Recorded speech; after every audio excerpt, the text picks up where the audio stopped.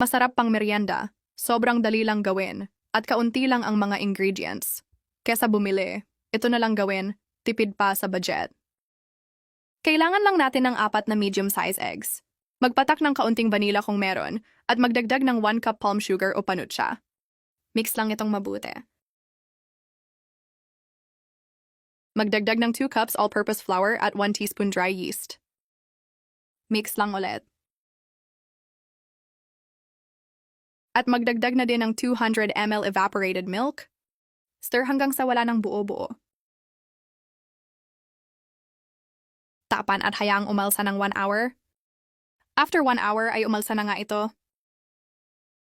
Ipanglagay na sa muffin or cupcake molds na grease ng kaunting oil. Huwag lang itong punuin dahil aalsa pa ito pag maluto. Maglagay tayo ng crushed peanuts dito sa ibabaw. At i-steam ito ng 25 minutes sa katamtamang apoy. Siguraduhin kumukulo na ang tubig sa steamer bago pa ito ilagay. At lagyan ng cloth yung lid ng steamer para hindi ito matuluan ng moisture.